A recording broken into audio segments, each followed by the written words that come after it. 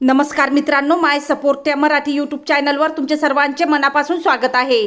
संपूर्ण महाराष्ट्रासाठी आताच्या क्षणाच्या सर्वात मोठ्या आणि महत्त्वाच्या ठळक बातम्या।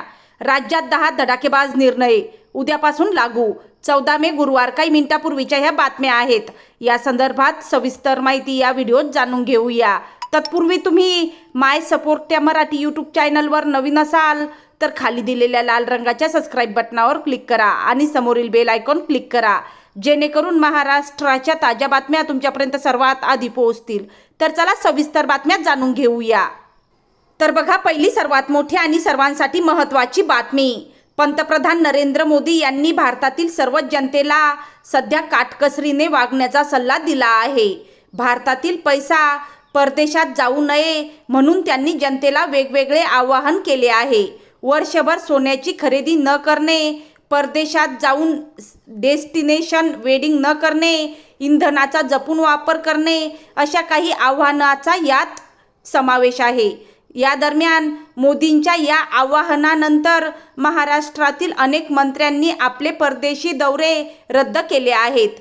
खुद्द पंतप्रधान मोदी यांनी देखील आपल्या ताफ्यातील गाड्या कमी केल्या आहेत असे सांगितले जात आहे। असे असतानाच आता मुख्यमंत्री देवेंद्र फडणवीस यांनी मोठा निर्णय घेतला आहे। हा निर्णय मंत्रिमंडळातील सर्वच मंत्र्यांसाठी लागू असेल। त्यानंतरची सर्वात मोठी आणि महत्त्वाची बातमी बघा, महाराष्ट्राच्या राजकारणातील आताच्या घडीची मोठी बातमी समोर आली आहे। जागतिक तेल संकटाच्या पार्श्वभूमीवर मुख्यमंत्र्यांनी आपल्या मंत्रिमंडळासाठीच 7 मोठे निर्णय घेतले आहेत। मुख्यमंत्र्यांनी उच्चस्तरीय बैठकीत या निर्णयाची घोषणा केली। या निर्णयामुळे आता मंत्र्यांकडून वापर केल्या जाणाऱ्या विविध सुविधांवर परिणाम होणार आहे।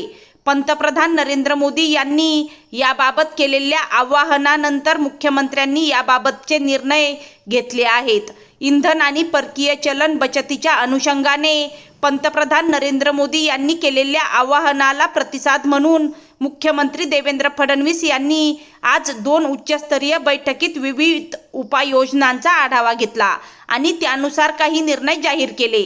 या बैठकांना मुख्य सचिव, पोलीस महासंचालक आणि अन्य वरिष्ठ अधिकारी उपस्थित होते। या बैठकीत मुख्यमंत्र्यांसह सर्व मंत्र्यांच्या ताफ्यातील वाहनांची संख्या ही तात्काळ प्रभावाने अर्ध्यावर आणण्यात यावी। बाहेरच्या प्रवासात असताना ताफ्यातील वाहनांची संख्या निर्धारित संख्येपेक्षा अधिक नसेल याची खबरदारी संबंधित पोलीस आयुक्त किंवा पोलीस अधीक्षक यांची असेल, हा निर्णय घेतला आहे। त्यानंतरचा सर्वात मोठा आणि महत्त्वाचा मुख्यमंत्र्यांनी घेतलेला निर्णय बघा, मंत्री अधिकाऱ्यांनी कोणतेही विदेशी दौरे करू नयेत। हा निर्णय सुद्धा मुख्यमंत्र्यांनी या बैठकीत घेतला आहे। त्यानंतर बघा, मंत्र्यांनी अत्यावश्यक नसेल तेव्हा शासकीय विमान, हेलिकॉप्टर याचा वापर करू नये, त्याऐवजी नियमित विमानसेवेचा वापर करावा। हा निर्णय सुद्धा या बैठकीत घेण्यात आला आहे। त्यानंतरचा सर्वात मोठा आणि महत्त्वाचा निर्णय बघा, मंत्री अधिकारी यांनी आवर्जून मेट्रो आदी सार्वजनिक वाहतुकीचा वापर वाढवावा। पहिल्या टप्प्यात किमान 1 दिवस असा प्रयोग करावा। हा निर्णय मुख्यमंत्र्यांनी घेतला आहे। त्यानंतरचा सर्वात मोठा आणि महत्त्वाचा निर्णय बघा, अधिकाऱ्यांना बैठकांना बोलवण्याऐवजी व्हिडिओ कॉन्फरन्सिंगच्या माध्यमातून बैठका घ्याव्यात। त्यानंतरचा सर्वात मोठा आणि महत्त्वाचा निर्णय बघा, शासनात वितरित करण्यात आलेल्या वाहनांचा काटेकोरपणे आढावा घेण्यात यावा। त्यानंतरचा मुख्यमंत्र्यांनी घेतलेला सर्वात मोठा आणि महत्त्वाचा निर्णय, ऊर्जा बचतीसाठी अनावश्यक होर्डिंग्ज, फ्लेक्सवरील कारवाई वाढवण्यात याव्यात आणि तेथे डेकोरेटिव्ह लाइटिंगचा वापर होणार नाही याची काळजी घेण्यात यावी। हे सर्व निर्णय मुख्यमंत्री देवेंद्र फडणवीस यांनी पंतप्रधान नरेंद्र मोदी यांच्या आवाहनानंतर मंत्रिमंडळासाठी घेतले आहेत। त्यानंतरची सर्वात मोठी आणि महत्त्वाची बातमी बघा, नीट परीक्षेत झालेल्या पेपरफुटीची CBI चौकशी करत आहे। आम्ही पूर्ण सहकार्य करू। जो या प्रकरणात सामील असेल त्यावर कठोर कारवाई व्हायला हवी, असे मुख्यमंत्री देवेंद्र फडणवीस यांनी स्पष्टपणे सांगितले आहे। पेपरफुटीमुळे राष्ट्रीय परीक्षा संस्थेने म्हणजेच NTAने नीट UG 2026 परीक्षा रद्द करण्याचा निर्णय घेतला आहे। या प्रकरणाची CBI चौकशी होणार आहे। वैद्यकीय पदवी अभ्यासक्रमाच्या प्रवेशासाठीची ही परीक्षा आता नव्याने घेतली जाणार आहे. याचा फटका 23 लाख विद्यार्थ्यांना बसणार आहे. पत्रकारांशी बोलताना देवेंद्र फडणवीस म्हणाले की CBI या प्रकरणाची चौकशी करत आहे. आमचे पोलीस CBIला पूर्ण सहकार्य करतील. नीट पेपर लीक प्रकरण अत्यंत गांभीर्याने घेतल्याबाबत भारत सरकार आणि नीट परीक्षा घेणाऱ्या संस्थेचे आभार मानतो. विद्यार्थी या परीक्षांसाठी खूप मेहनत घेतात, अभ्यास करतात. असे असताना कोणी पेपर लीक करेल ही गोष्ट अतिशय चुकीची आहे, असे मुख्यमंत्री फडणवीस यांनी नमूद केले. त्यानंतरची सर्वात मोठी आणि महत्त्वाची बातमी बघा. राज्यात खाजगी प्रवासी बस वाहतूकदारांकडून केली जाणारी बेकायदेशीर दरवाढ आणि अनधिकृत मोबाईल ॲप्सद्वारे प्रवाशांची होणारी आर्थिक पिळवणूक याबाबत गेल्या अनेक दिवसांपासून प्रवाशांकडून तक्रारी येत आहेत. याबाबत आता शासनाने गंभीर दखल घेतली आहे.